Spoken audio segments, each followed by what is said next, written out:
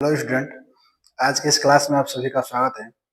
आज का जो हम लोगों का क्लास रहेगा वो रहेगा कि किसी प्रिज्म के पदार्थ के लिए अपवर्तनांक का सूत्र कैसे ज्ञात करते हैं। ठीक है, तो आज का जो हम लोगों का क्लास है उसमें हम लोग पढ़ेंगे कि किसी भी प्रिज्म के पदार्थ के लिए जब अपवर्तनांक का सूत्र ज्ञात करते हैं तो वो किस तरीके से ज्ञात करते हैं। तो उसके लिए हम मानेंगे कि जो हमारा ए बी सी है ये किसी प्रिज्म का मुख्य परिच्छेद है। क्या मानेंगे? ए बी और जो सी है ये हमारा प्रिज्म का क्या है? मुख्य परिच्छेद है। जो इसके पृष्ठ हैं अपवर्तक पृष्ठ। अब अपवर्तक पृष्ठ में हमारे दो हैं, ध्यान से देखेंगे। एक है ए बी और एक है ए सी। तो ए बी पर हम कोई प्रकाश किरण आपतित कराते हैं। हम मान लेते हैं कि यह ए बी है पृष्ठ जिस पर यह प्रकाश किरण आपतित हो रही है। इस प्रकाश किरण का नाम दे रहे हैं पी क्यू। अब यहां पर खींचेंगे हम लोग अभिलंब। ये हमारा अभिलंब है। ये हमारा क्या है? अभिलंब है। इसका क्या नाम दिए थे? क्यू। अब प्रकाश किरण चूंकि ये एयर है, वायु है, और ये कांच का बना हुआ है, तो प्रकाश किरण वायु से जब कांच में प्रवेश करेगी तो अभिलंब की ओर क्या हो जाएगी? झुक जाएगी। क्योंकि इसको चलना तो सीधे चाहिए था, लेकिन ये सीधे नहीं जाएगी, यह अभिलंब की ओर क्या हो जाएगी? झुक जाएगी। तो ये कुछ इस तरीके से जाएगी और यह प्रकाश किरण अपवर्तक पृष्ठ AC पर क्या होगी? आपतित होगी। और इसका नाम हम दे दे रहे हैं क्या? Q। इसका नाम क्या दे दिया गया? Q। तो PQ क्या है हमारा? आपतित किरण है। नहीं, इसका नाम Q नहीं देंगे, इसका नाम हो जाएगा PQ और इसका नाम R दे दीजिए। PQ हमारा क्या है? आपतित किरण है जो पृष्ठ AB पर क्या होता है? आपतित होता है। फिर यह अपवर्तन के पश्चात प्रिज्म से होते हुए प्रिज्म के AC पृष्ठ पर क्या होता है?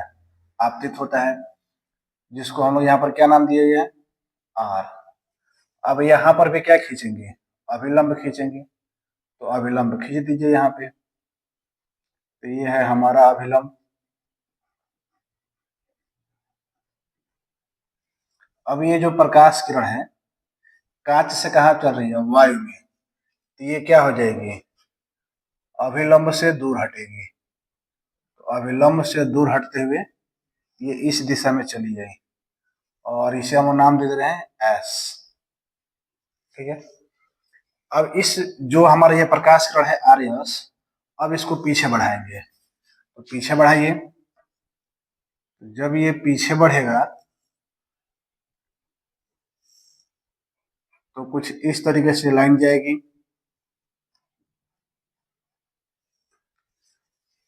जिस बिंदु पर ये निर्गत किरण और आपतित किरण एक दूसरे को काट रहे हैं उस बिंदु को क्या नाम दे दिया गया? D। ठीक है। इस कोण को मान लेते हैं कितना है? Δ1 है विचलन कोण। इस कोण को कितना मान लिया जाता है? Δ2 है विचलन कोण। ये आपतन कोण क्या होगा? I1। अपवर्तन कोण कितना होगा? R1। ये आपतन कोण कितना मान लेते हैं इसको? I2। और ये अपवर्तन कोण कितना मान लेते हैं? R2। ठीक है। इस बिंदु को मान लेते हैं E, जहां अभिलंब एक दूसरे को काट रहे हैं। ठीक है। एक बार फिगर को पुनः देख लीजिए। फिगर से सब डेरिवेशन हम लोग करेंगे। हमने क्या माना कि ए बी सी प्रिज्म का क्या है? मुख्य परिच्छेद है। इस प्रिज्म का प्रिज्म कोण कितना मानेंगे? ए मानेंगे। यानी ये जो प्रिज्म कोण होगा वो कितना होगा? ए होगा। इस प्रिज्म के ए बी अपवर्तक पृष्ठ पर PQ प्रकाश किरण आपतित हो रही है जो अपवर्तन के पश्चात QR दिशा में चली जा रही है, तथा पृष्ठ AC पर क्या होती है? आपतित होती है। जब AC पर आपतित होती है तो यहाँ से अपवर्तन के पश्चात वो RS दिशा में क्या होती है? चली जाती है। PQ किरण को हम आगे बढ़ाए हैं और RS किरण को पीछे बढ़ाए हैं। दोनों एक दूसरे को कहाँ काटा है? बिंदु D पर काटा है। ठीक है। फिर क्या माना गया कि जो ये विचलन कोण है आपतित किरण का वो डेल्टा 1 है, जो ये निर्गत किरण का विचलन कोण है वो डेल्टा 2 है, और दोनों ये जो आपतित किरण है और ये जो निर्गत किरण है दोनों जहां एक दूसरे को काट रहे हैं वो डी है, और यहाँ पर जो विचलन कोण है उसको कितना मान लेते हैं, डेल्टा मान लेते हैं। हो गया। आपतन कोण I1 माना है यहाँ पे, आपतन कोण यहाँ पर I2 माना गया है। ठीक है। अब हम लोग ए बी पृष्ठ पर विचलन कोण निकालते हैं। ठीक है। कि जो हमारा ए बी पृष्ठ है इस पर जो प्रकाश किरण आपतित हो रही है पी क्यू, वो परिमार्ग से कितना विचलन कर पा रही है। तो विचलन कोण को ज्ञात करते हैं। पृष्ठ ए बी द्वारा उत्पन्न विचलन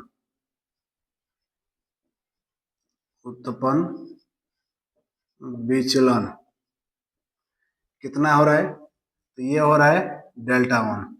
अब ध्यान से देखेंगे तो ये कोण और ये पूरा कोण, ये वाला और ये वाला पूरा कोण शीर्षाभिमुख कोण है, आमने सामने कोण है। तो इसमें क्या हो जाएगा कि जो डेल्टा 1 होगा और प्लस R1 होगा वो बराबर हो जाएगा I1 के। तो यहाँ से डेल्टा 1 का मान निकाल लेंगे, तो ये हो जाएगा I1 और माइनस कितना R1। ठीक इसी तरीके से जो पृष्ठ AC है इस पर निकालते हैं विचलन कोण। पृष्ठ AC द्वारा उत्पन्न विचलन, तो जब पृष्ठ AC की बात करते हैं तो इसके द्वारा सेम वही बात, ये वाला कोण ये और ये पूरा कोण, ये दोनों आमने सामने कोण है, शीर्षाभिमुख कोण कहलाएंगे। तो ये दोनों आपस में क्या होंगे, बराबर होंगे। तो हम लिख सकते हैं delta 2 plus R2 is equal to कितना I2। अब यहां से डेल्टा 2 का मान निकाल लीजिए, तो डेल्टा 2 बराबर क्या हो जाएगा I2 माइनस R2। अब हम लोग बात करते हैं त्रिभुज DQR में। त्रिभुज DQR में कोण QDR, कोण QDR वहिष्य कोण है, वहिष्य कोण है। अतः फिगर में देखेंगे ध्यान से, DQR इस त्रिभुज की बात हो रही है, जो ऊपर छोटा वाला त्रिभुज बना है इसकी बात। इसमें यदि इस कोण की बात करें, इस त्रिभुज का ये बाह्य कोण होगा, और बाह्य कोण का मान क्या होता है, अंतः कोण, दो अंतः कोणों के योग के बराबर होता है। तो वहां से हम लिख सकते हैं कि डेल्टा बराबर, या फिर कोण ग्रुप में पहले लिख लेते हैं हम लोग इसका मान, अतः लिख सकते हैं कोण QDR बराबर होगा कोण DQR प्लस कोण QRD। अब DQR की बात करेंगे तो कोण QDR is equal to DQR, DQ और R इसका मान है डेल्टा 1, अब प्लस QRD इसका मान है डेल्टा 2, तो ये हो जाएगा डेल्टा 2। अब ऊपर देख रहे हैं यहाँ डेल्टा 1 का मान निकला है, यहाँ डेल्टा 2 का मान निकला है, दोनों का मान उठाकर यहाँ पर हम लोग भर देते हैं। तो भरिए मान को, तो भरेंगे तो ये हो जाएगा कोण QDR बराबर हो जाएगा I1 माइनस R1 और प्लस डेल्टा 2 का मान हो जाएगा I2 माइनस R2, ये हो जाएगा I2 माइनस R2, ब्रैकेट हटा देते हैं, ये हो जाएगा कोण QDR बराबर I1 -R1 plus I2 -R2। I1 I2 को एक पास कर लेते हैं और R1 और R2 को एक पास, तो ये हो जाएगा कोण Q DR बराबर I1 प्लस I2 और -R1 -R2। इसको लिख सकते हैं कोण Q DR बराबर I1 प्लस I2, ये हम माइनस में लिख सकते हैं कॉमन लेके R1 प्लस R2, और इसको मान लेते हैं समीकरण नंबर कितना 1। ठीक है, एक बार पुनः इसको देख लीजिए। हम लोग अब तक क्या किए हैं कि पृष्ठ AB पर और पृष्ठ AC, इन दोनों पृष्ठों पर जो विचलन उत्पन्न हो रहा है उसका मान निकाले हैं। तो पहले पृष्ठ AB द्वारा जो विचलन उत्पन्न हुआ है Δ1 बराबर I1 माइनस R1, और AC द्वारा जो विचलन उत्पन्न हुआ है Δ2 बराबर I2 माइनस R2। ठीक, फिर क्या किए हैं कि जो ये आपतित किरण है और जो ये निर्गत किरण है, इन दोनों में कितना विचलन उत्पन्न हुआ है, तो इस त्रिभुज के सहायता से इस डेल्टा का मान निकाला गया। तो डेल्टा बराबर क्या हो जाएगा, Δ1 प्लस Δ2 हो गया। तो Δ1 प्लस Δ2, यहाँ पे Δ1 है, यहाँ पे Δ2 है, दोनों को मान उठाकर क्या कर दिए, भर दिया गया। फिर हम लोग कोण QDR का मान प्राप्त कर लिए, I1 plus I2 minus R1 plus R2। अब आगे देखते हैं। अब हम लोग बात कर लेते हैं चतुर्भुज AQE और R की, AQE और R की। चतुर्भुज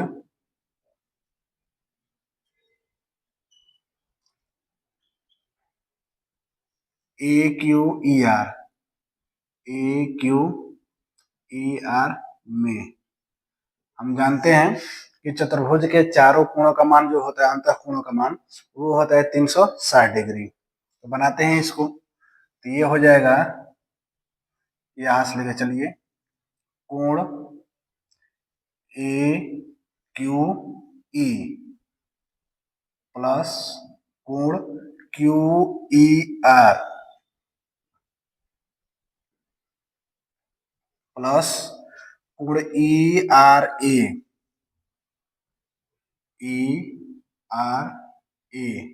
प्लस कोण RAQ, ये बराबर हो जाएगा 360 डिग्री। ठीक है, चूंकि ये जो अभिलंब है ME पृष्ठ AB पर क्या है, लंब है, तो जब लंब है तो यह जो पूरा कोण बनेगा वो हो जाएगा 90 डिग्री। ठीक वैसे ही जो ये हमारा अभिलंब है E और N पृष्ठ AC पर क्या है, अभिलंब है, इसलिए यह पूरा कोण कितना डिग्री हो जाएगा, 90 डिग्री हो जाएगा। और इस वाले कोण को यानी प्रिज्म के कोण को कितना माना गया है, ये माना गया है। तो इसका मान हो जाएगा AQE, इसका मान हो जाएगा 90 डिग्री प्लस इस कोण का मान हम ले लेते हैं E प्लस फिर इसका मान हो जाएगा 90 डिग्री और प्लस इसका मान ले लेते कोण E बराबर कितना है, 360 डिग्री। जोड़ लेते हैं इसको हम, तो ये हो जाएगा कोण E प्लस कोण A plus 180 equal to 360 degree हो जाएगा, पूरा कंप्लीट।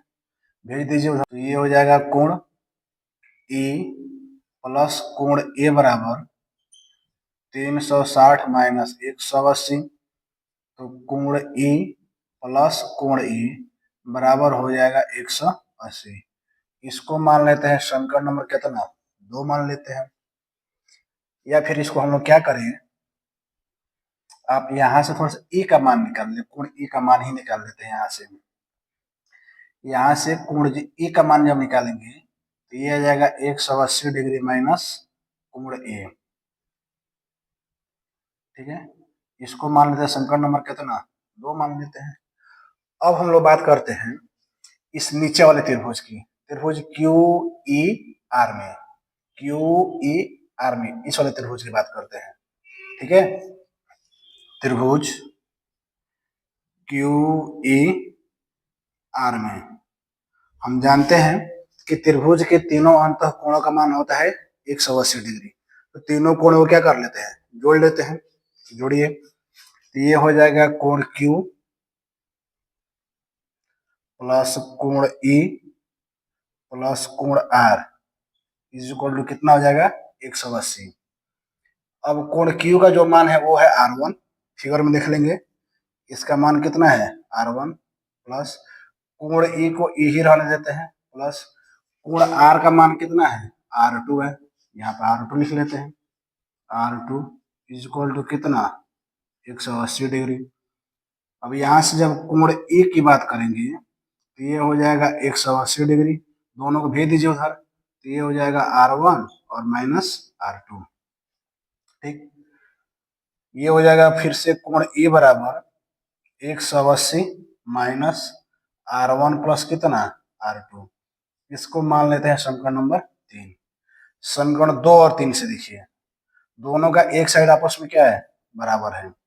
समीकरण 2 तथा समीकरण 3 से हम क्या लिख सकते हैं, तो हम लोग लिख सकते हैं 180 माइनस कोण ए बराबर 180 माइनस R1 प्लस R2, बराबर में से बराबर को हटा देते हैं, तब कितना हो जाएगा, तो ये हो जाएगा कोण ए बराबर ये हो जाएगा R1 प्लस R2। अब इसका मान हम लोग भर देते हैं समीकरण नंबर 1 में। समीकरण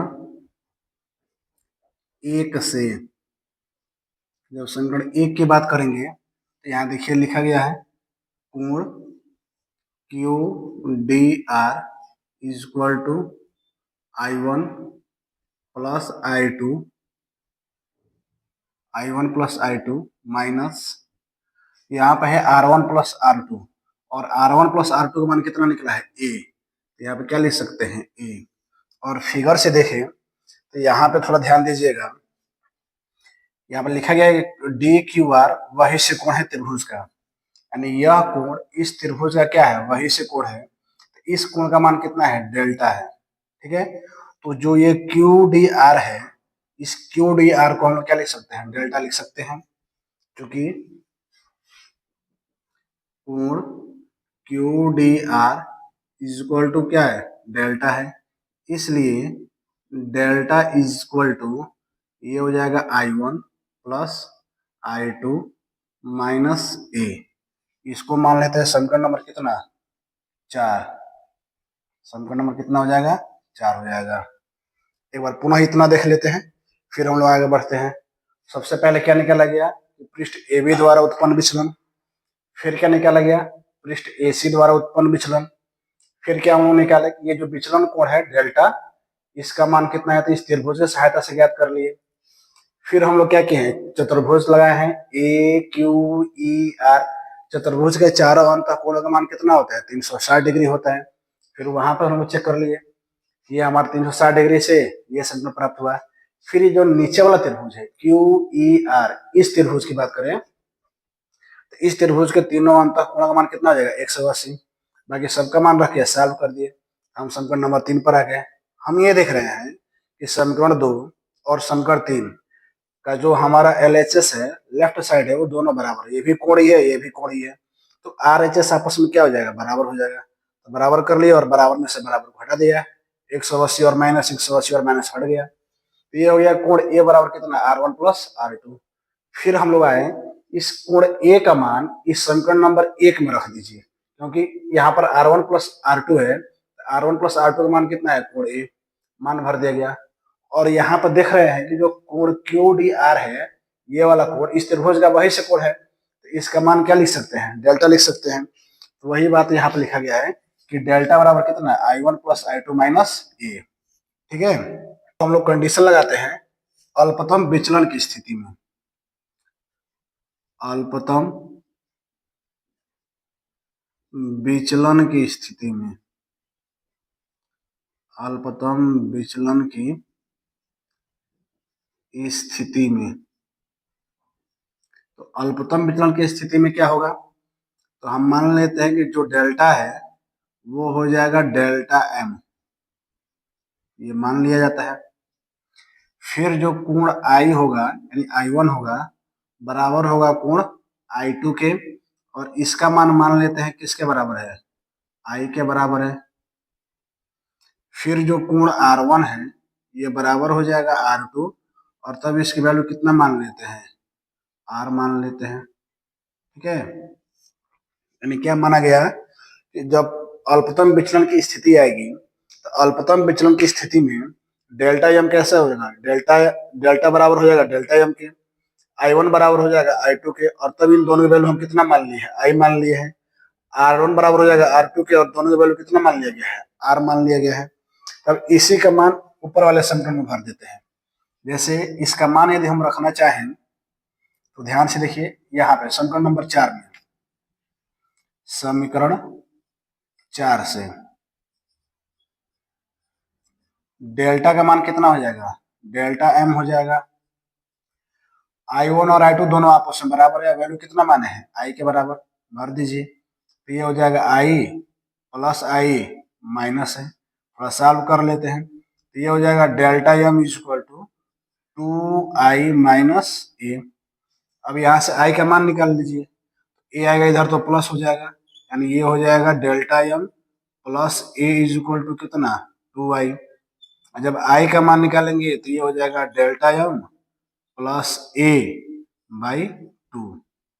समीकरण नंबर इसको मान लेते हैं 5। ठीक है, अब हम लोग बात करते हैं इस वाले समीकरण से।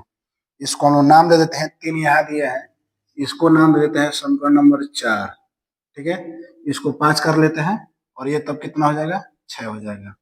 तो बात करिए समीकरण नंबर 4 से, समीकरण 4 से, तो यहाँ पर ये हो जाएगा 5, समीकरण 4 से, समीकरण 4 से।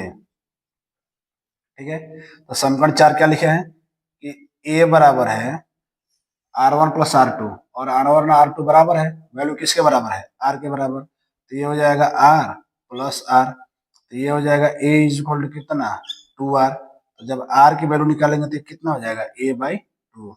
ये हो जाएगा समीकरण नंबर 7। यदि हम मान लें कि जो प्रिज्म है उसके पदार्थ का अपवर्तनांक n है, यदि प्रिज्म के पदार्थ का अपवर्तनांक, प्रिज्म के पदार्थ का अपवर्तनांक n हो तो स्नेल के नियम से, स्नेल के नियम से, तो स्नेल का नियम क्या कहता है, n is equal to sine I upon sine R. ठीक है, तो अब यहाँ से हम I का मान निकाले हैं और R का मान निकाले हैं, दोनों मान यहाँ पे रख देते हैं। तो रखिए, तो ये हो जाएगा n is equal to sine, I का मान निकाले हैं delta M plus A by 2, तो ये हो जाएगा delta M plus A by 2, और ये मेन बटा हो जाएगा साइन आर की वैल्यू निकाले हैं ए बाई 2, तो रख दीजिए। तो ये हो जाएगा ए बाई 2। इस तरीके से ये हमारा फार्मूला प्राप्त हुआ, sine delta M plus A by 2 और divide by sine A by 2, और ये है प्रिज्म के पदार्थ का अपवर्तनांक n। तो इस तरीके से हम लोग सूत्र प्राप्त कर लिए कि प्रिज्म के पदार्थ के लिए अपवर्तनांक का सूत्र क्या होता है। तो प्रिज्म के पदार्थ के लिए अपवर्तनांक का सूत्र n बराबर होता है sine delta M plus A by 2 और अपान साइन ए बाई 2। अब यहाँ पे सिंबल लिखना चाहे तो लिख सकते हैं कि जहां n बराबर प्रिज्म के पदार्थ का अपवर्तनांक, प्रिज्म के पदार्थ का अपवर्तनांक, डेल्टा एम बराबर लिख सकते हैं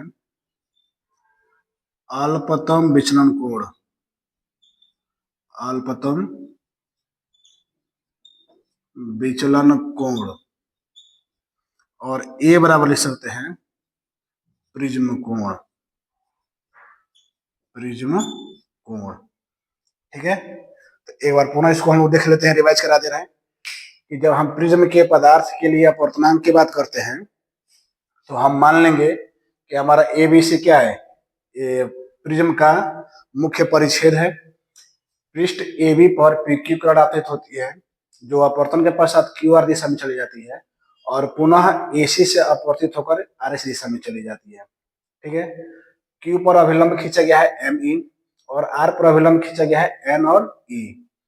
जो विचलन कोण यहाँ पर माना गया है, जो विचलन कोण है पी क्यू, एक बार पुनः इसको हम रिवाइज कर ले रहे हैं। हमने क्या माना है, तो हमने ये माना है कि जो हमारा ए बी सी है यह प्रिज्म का मुख्य परिच्छेद है जिसके पृष्ठ ए बी पर पी क्यू किरण आपतित होती है और अपवर्तन के पश्चात क्यू आर दिशा में चली जाती है जो पृष्ठ ए सी पर आपतित होती है, और जब ए सी से अपवर्तित होती है तो आर एस दिशा में चली जाती है। ठीक है, यहाँ पर आपतन कोण I1 माना गया है, अपवर्तन कोण R1 माना गया है, यहाँ पर कोण R2 माना गया है और यहाँ पर क्या माना गया है, I2 माना गया है। जब हमारा आपतित कोण PQ को हम आगे बढ़ाते हैं तो यह सीधे चली जाती है QF दिशा में, और जब RS को पीछे बढ़ाते हैं तो यह चली जाती है RD दिशा में। आपतित किरण और अपवर्तित किरण दोनों एक दूसरे को किस पर काटते हैं, बिंदु D पर काटते हैं, और यहाँ पर बना हुआ कोण कितना मान लिया गया है, डेल्टा मान लिया गया है। ठीक है, आपतित किरण का जो विचलन कोण है डेल्टा 1 है, निर्गत किरण का जो विचलन कोण है वो डेल्टा 2 है। तो सबसे पहले क्या करेंगे, तो दोनों पृष्ठों ए बी और ए सी द्वारा कितना विचलन उत्पन्न होता है उसका मान ज्ञात कर लेंगे। तो ए बी द्वारा जो विचलन उत्पन्न हुआ है वो है डेल्टा 1 बराबर I1 माइनस R1, और ए सी द्वारा जो विचलन उत्पन्न हुआ है I2 माइनस R2 उत्पन्न हुआ है। ठीक है, अब क्या करेंगे, अब इस त्रिभुज की बात करेंगे, जो छोटा वाला त्रिभुज है इसकी, ये वाला त्रिभुज, इस त्रिभुज में यह इसका बाह्य कोण होगा। जब ये बाह्य कोण होगा तो इसका मान इसके और इसके योग के बराबर हो जाएगा। अब देख रहे हैं मान लिखा गया है यहाँ पे। फिर क्या करेंगे, चतुर्भुज ए क्यू ई आर, इस चतुर्भुज के चारों अंतः कोणों को जोड़ लेंगे। तो चतुर्भुज के चारों अंतः कोणों को यहाँ देखिए जोड़ा गया है, तो जोड़ने के बाद चतुर्भुज के चारों अंतः कोणों का मान कितना आता है, 360 डिग्री आता है। अब यहाँ पर हम देखेंगे कि जो यमयन है इस पृष्ठ पर क्या है, लंब है, तो लंब है तो ये पूरा कोण कितना डिग्री का बनेगा, 90 डिग्री। जो हमारा एम ई है पृष्ठ एसी पर क्या है, लंब है, तो फिर यहाँ पर ये कोण कितना डिग्री का बनेगा, 90 डिग्री बनेगा, जो मान यहाँ पर रख दिया गया है आप देख रहे होंगे। फिर इसको हम सॉल्व कर लिए, और सॉल्व करने के बाद यहाँ से किसका मान निकाल लिए, कोण ए का मान निकाल लिए। तो जब कोण ए का मान निकाल लिए तो फिर हम नीचे वाले त्रिभुज की बात करते हैं, इस वाले त्रिभुज की क्यू ए आर। अब त्रिभुज के तीनों अंतः कोणों का मान कितना होता है, 180 होता है। सबका मान रख के जोड़कर फिर यहाँ पर भी देख रहे हैं कोण ई का मान आ गया। तो ये जो कोण ई का मान आया है, समीकरण नंबर 2 और समीकरण नंबर 3 दोनों आपस को बराबर कर लेंगे। बराबर करने बाद सॉल्व करेंगे तो यहाँ पर हमारा डेल्टा का मान निकल जाएगा। ठीक है, विचलन का मान निकल जाएगा। अब यहाँ पे हम लोग अपनी स्थिति लगाएंगे कि यदि ये जो विचलन हो वो अल्पतम हो, यानी विचलन कम से कम हो, तो जब विचलन कम से कम होगा तब उस केस में जो डेल्टा है वो डेल्टा एम के बराबर हो जाएगा। I1 और I2 आपस में बराबर हो जाएंगे, और इसका मान कितना मान लिया गया है, I मान लिया गया है। R1 और R2 आपस में बराबर हो जाएंगे और मान कितना मान लिया गया है, R के बराबर मान लिया गया है। अब इनका मान हम भरते हैं समीकरण में। तो समीकरण नंबर हम 5 से बात करेंगे, तो यहाँ पर इसका मान रखने बाद से हम यहाँ से I के मान निकाल लेंगे। फिर हम समीकरण 4 की बात करेंगे, तो समीकरण नंबर 4 से देख लेंगे, यहाँ से R का मान निकाल लेंगे। फिर मान लिया जाए यदि जो प्रिज्म के पदार्थ का अपवर्तनांक है वो n है, तो स्नेल का नियम क्या कहता है कि sine I upon N is equal to sine I upon sine R. ठीक है, अब आई और आर का मान यहाँ से क्या कर देते हैं, भर देते हैं। भरने के बाद से जो फार्मूला प्राप्त होगा, जो सूत्र प्राप्त होगा, वही हो जाएगा प्रिज्म के पदार्थ के लिए अपवर्तनांक का सूत्र। ठीक है, उम्मीद है कि आज का क्लास आपको समझ में आया होगा। एक बार पुनः इसको अच्छे से देख लीजिएगा ताकि और क्लियर समझ में आ जाए। ठीक है। तो आज के क्लास में बस इतने रन देते हैं, फिर हम मिलते हैं अगले क्लास में।